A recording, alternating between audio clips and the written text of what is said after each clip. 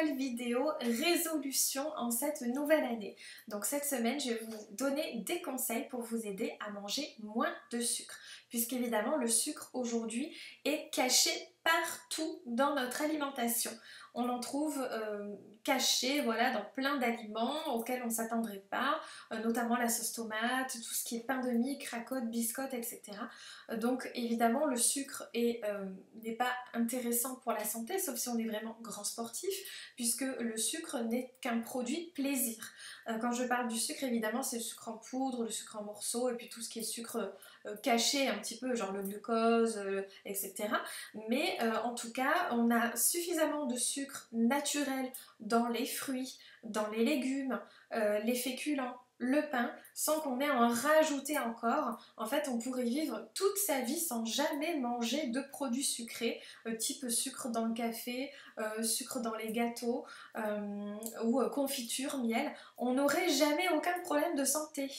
C'est qu'un aliment plaisir, l'organisme n'en a pas besoin pour fonctionner. Sauf si évidemment on est très grand sportif, là on a besoin de sucre rapide évidemment, mais c'est différent puisque ce sucre est utilisé au moment de l'activité sportive. En premier lieu, on va éviter de sucrer ces yaourts, ces fromages blancs, etc.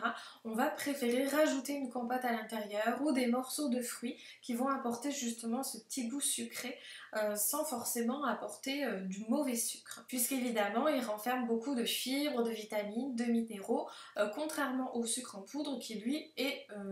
En fait, le sucre en poudre, ce sont des calories vides. C'est-à-dire qu'il n'y a pas de fibres, de nutriments, de vitamines, il n'y a rien d'intéressant à l'intérieur, mis à part des calories. On va éviter de sucrer ces boissons chaudes, puisque du coup c'est du sucre liquide que vous allez absorber. Donc là au niveau glycémie, pancréas, c'est la cata totale. Donc on va essayer de s'habituer petit à petit à de moins en moins sucrer ces boissons chaudes. On va éviter de passer par la case édulcorant, évidemment, puisque c'est chimique, donc pour manger plus naturel, on ne va pas partir là-dessus, c'est certain.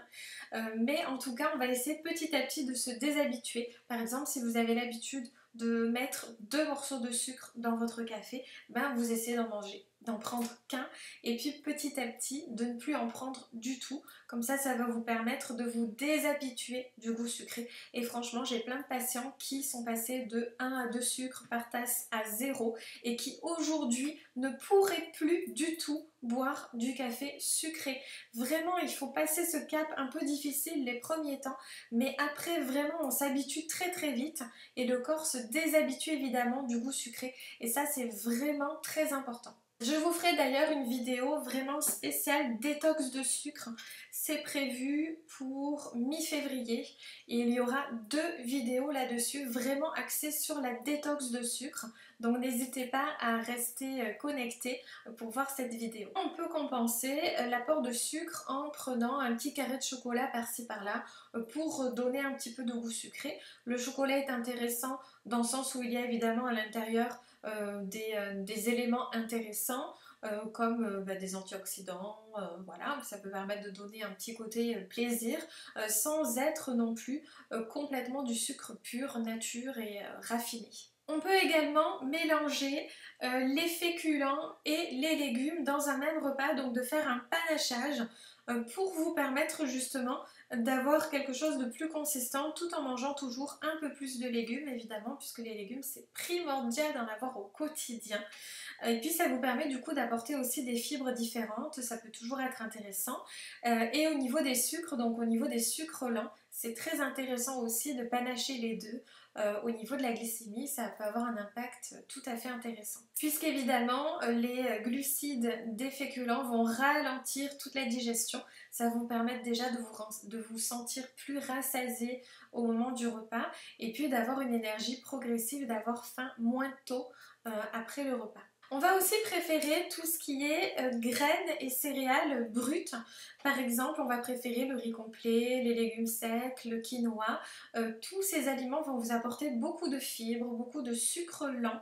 de glucides lents et donc ça c'est très important pour la santé évidemment, pour éviter de faire trop travailler le pancréas et pour vous permettre d'avoir une glycémie plus stable, on va dire, d'éviter d'avoir des pics de glycémie comme quand on mange un produit sucré. Et ils sont évidemment beaucoup plus riches en vitamines, en minéraux que du riz ou des pâtes blanches. Alors on va éviter évidemment les édulcorants dans le sens où ils sont chimiques, mais aussi puisqu'ils vont entretenir en fait votre envie du goût sucré et ça ne vous permettra pas de vous détoxifier en fait réellement du goût sucré puisque ça vous entretient toujours cette envie, ce besoin de manger quelque chose de sucré, alors que quand on se déshabitue, comme je vous disais tout à l'heure par rapport au café, vraiment après on ne peut plus revenir en arrière.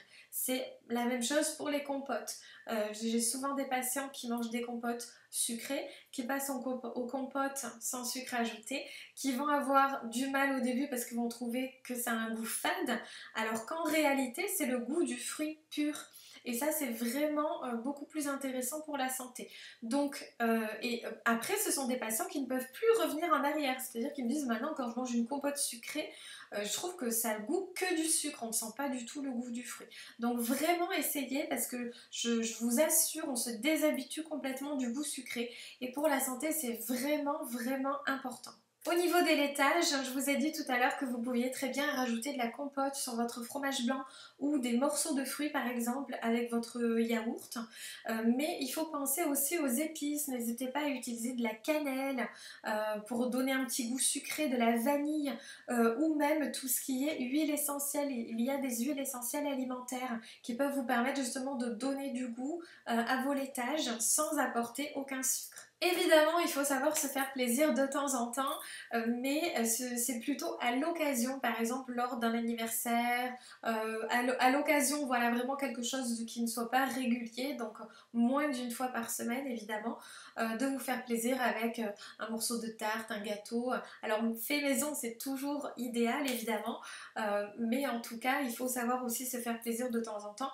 Mais les conseils que je vous donne par rapport à se déshabituer du goût sucré, c'est vraiment dans le quotidien, d'essayer d'éviter tout ce qui contient du sucre caché. D'ailleurs, lisez les ingrédients, vous verrez, il y a du sucre partout, même dans les mélanges d'épices.